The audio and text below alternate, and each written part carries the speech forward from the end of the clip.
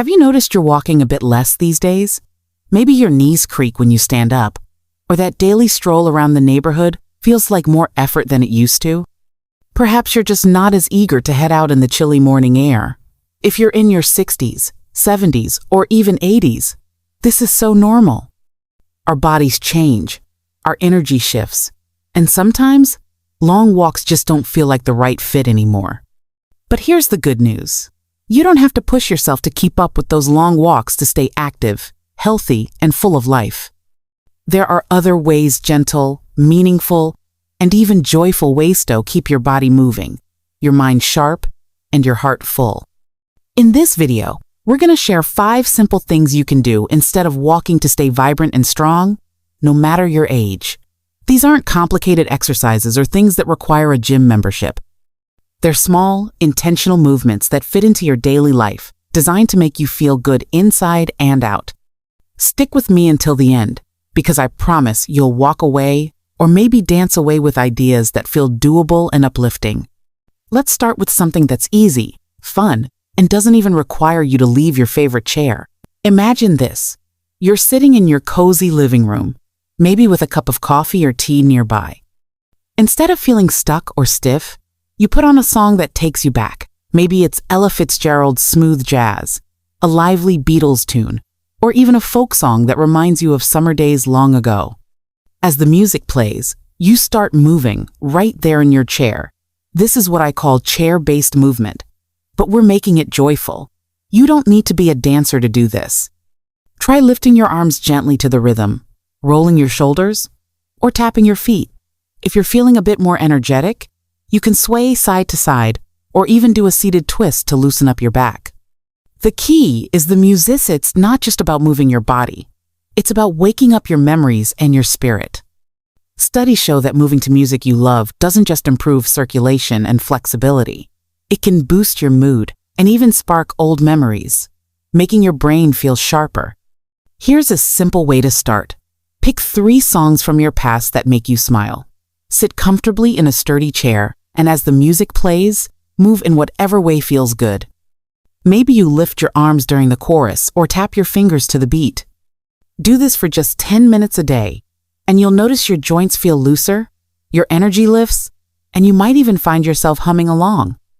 If you're like my friend Margaret, who's 74, you might end up laughing as you remember dancing to that same song at a high school party.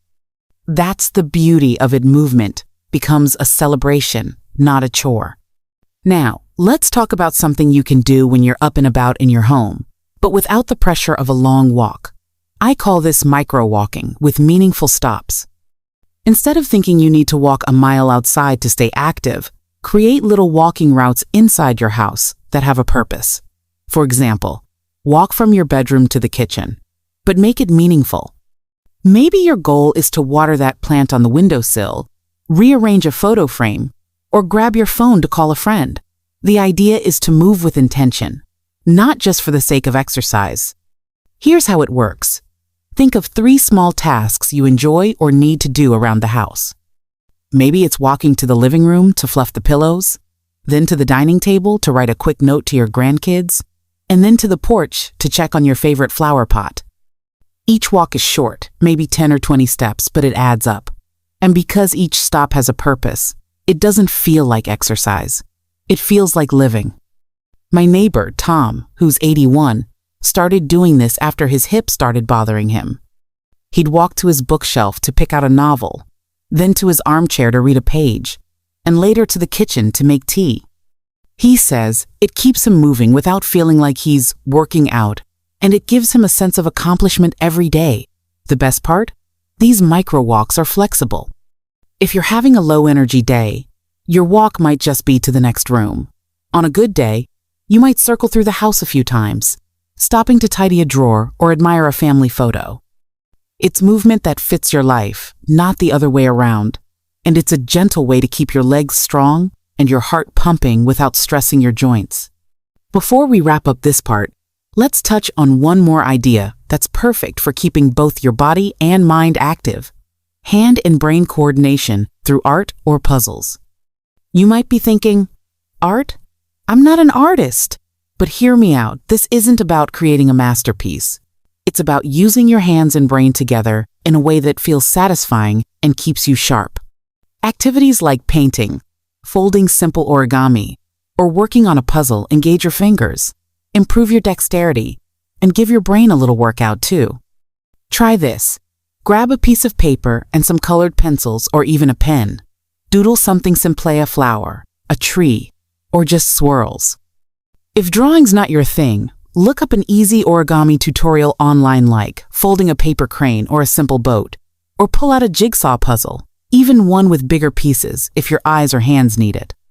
These activities do wonders for your circulation, especially in your hands, which can get stiff with age. Plus, they're calming. When you focus on folding a piece of paper or fitting a puzzle piece, your mind gets a break from worries, and that's a gift in itself. My Aunt Clara, who's 78, started doing puzzles after she stopped her long walks. She keeps a 300-piece puzzle on her dining table and spends a few minutes each day finding a piece or two. She says it's like a treasure hunt, and it keeps her fingers nimble for knitting, which she loves. If puzzles aren't for you, try something like clay modeling or even tracing patterns with your fingers on a tablet. The goal is to move your hands and engage your mind in a way that feels fun, not forced. These first two ideas chair-based movement, with music, and micro-walking, with purpose are all about making movement accessible and meaningful. They're small shifts that add up to big changes in how you feel. And the hand-brain coordination activities? They're like a bonus that keeps your mind and fingers as active as your body. Stick with me, because we're going to dive into 2 more ways to move that will lift your spirit and connect you to the people and moments you love. So, you've got the rhythm of chair-based movement with music. You're weaving purpose into micro walks around your home, and you're keeping your hands and brain sharp with puzzles or doodles. These small shifts are already helping you stay active in ways that feel natural and joyful. Before we continue, I truly appreciate it from the bottom of my heart if you could take a moment to like this video and leave a comment if you find it helpful. Your support means the world and helps us share these ideas with more people just like you. Now, let's dive into another way to keep moving that's less about your legs and more about your heart. This one's called emotional walking, or what I like to think of as talking therapy walks. You might be thinking, but I thought this was about not walking as much. And you're right, this isn't about long strolls or racking up steps. It's about movement through connection, even if you're barely taking a step. If long walks feel tough these days, that's okay. You can still move through your emotions and memories, and it's just as powerful. Here's what I mean. Picture yourself standing on your porch, maybe holding a warm mug or just leaning against the railing. The air feels fresh, and you pull out your phone to call someone you love, a friend, a sibling, or maybe your grown-up child. As you talk, you're not just standing still, you're walking through memories together. You might share a laugh about that family picnic from years ago, or swap stories about what's new in your lives. Even if you're only standing or taking a few steps back and forth, this is emotional movement.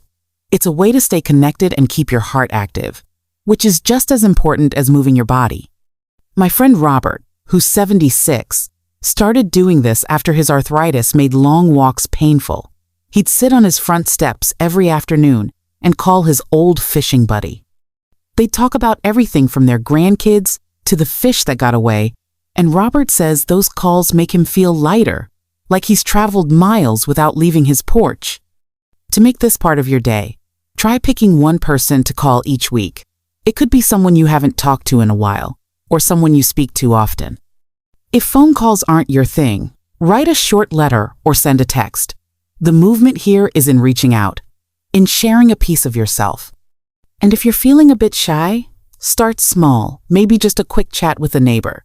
These moments of connection are like steps that strengthen your spirit, and they remind you that you're never truly alone. Now, let's shift to something that's a little different but so powerful. Spiritual movement, or what I call movement of the heart. This isn't about physical steps at all. It's about finding peace and balance through quiet reflection. Whether you're spiritual, religious, or just someone who enjoys a calm moment, this kind of movement can ground you and bring a sense of purpose to your day. Think about starting your morning with a simple ritual. Maybe you sit by a window with a cup of tea, watching the sunrise or listening to the birds. As you sip, let your mind settle. You might say a prayer if that's part of your life, or you could try a short meditation, just closing your eyes and breathing deeply for a minute or two. If that feels too formal, just think about something you're grateful for, like the warmth of your blanket or a kind word someone shared with you. This is movement of the heart because it shifts your focus inward, helping you feel centered and at peace. Here's a story to bring this to life. My Aunt Louise, who's 82, used to walk a mile every day, but her knees aren't up for it anymore. So, she started a new habit. Every morning, she sits in her rocking chair with a small notebook. She writes down one thing she's thankful for and one thing she hopes for that day. Sometimes it's as simple as, "I'm thankful for my cozy slippers," or "I hope to hear my granddaughter's voice today." She says those few minutes feel like a journey, a quiet walk through her thoughts that leaves her feeling calm, ready for the day. You can make this your own in so many ways. If you enjoy prayer, spend a few moments speaking to your faith. If meditation works for you, try a guided one online. There are plenty of free ones designed for seniors, with gentle voices to guide you. Or just sit quietly and let your mind rest. Even 5 minutes can make a difference. This kind of movement isn't about burning calories, it's about nourishing your soul, which keeps you strong in ways no walk ever could. These two ideas, emotional walking through conversations and spiritual movement through reflection, are all about moving in ways that go beyond the physical. They're about connecting with others and with yourself, and they fit into your life no matter how much energy you have. We've got one more part coming up where we'll tie everything together and leave you with a boost of inspiration to keep moving in your own unique way. You've already discovered so many ways to keep moving, in ways that feel good and fit your life, dancing in your chair to songs that spark memories, taking purposeful micro walks around your home, keeping your hands and mind sharp with puzzles or art, connecting with loved ones through heartfelt conversations, and finding peace through quiet moments of reflection. These aren't just replacements for walking. They're invitations to live more fully, to move with intention, and to embrace this season of life with joy. What I love about these 5 approaches is that they're not about forcing yourself to do something that feels hard or out of reach. They're about meeting yourself where you are. Maybe your knees aren't what they used to be, or maybe you just don't feel like braving the weather for a long walk. That's okay. Movement isn't about how many steps you take. It's about how alive you feel while you're doing it. Each of these ideas, whether it's swaying to music, watering a plant, doodling a flower, chatting with a friend, or sipping tea in quiet gratitude, helps you stay active in body, mind, and spirit. And the best part? They're flexible, so you can mix and match them to suit your day. Let's imagine a typical morning where you weave these together. You wake up, sit by your window with a warm drink, and spend a few minutes in reflection, maybe jotting down something you're thankful for, like the sound of birds outside. That's your spiritual movement, setting a calm tone for the day. Then, you put on a favorite song from your youth, maybe a little Frank Sinatra, and do some gentle arm lifts or foot taps from your chair. That's your joyful, chair-based movement, waking up your body and your smile.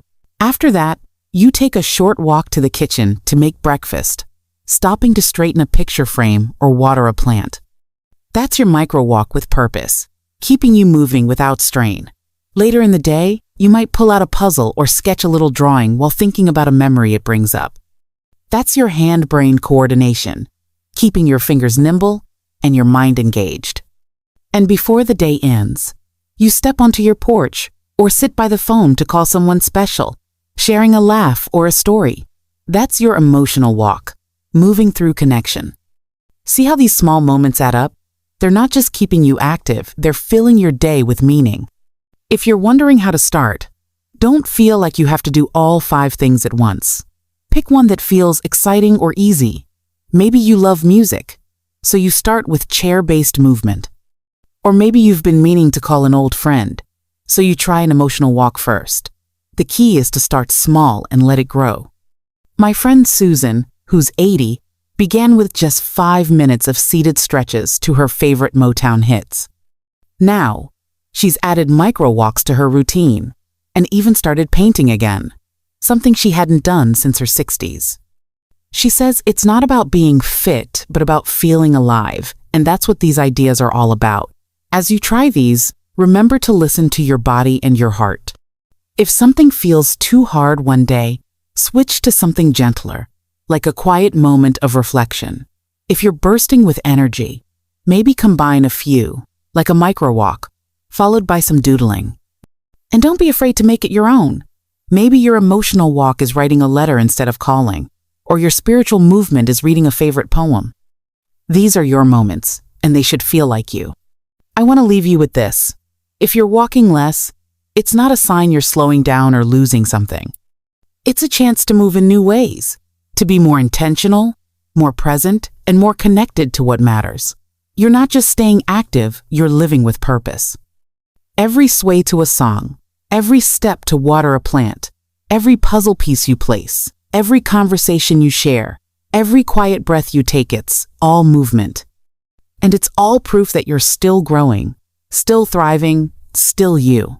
I'd love to hear from you in the comments. What's one of these ideas you're excited to try? Maybe you've already got a favorite song for chair dancing, or there's someone you can't wait to call. Share your thoughts, because your stories inspire others. And if you found this video helpful, please give it a thumbs up and hit that subscribe button. It helps us keep bringing you gentle, practical tips for living your best life after 60. Here's to moving in ways that make your heart sing, no matter your age. Keep shining, and I'll see you in the next video.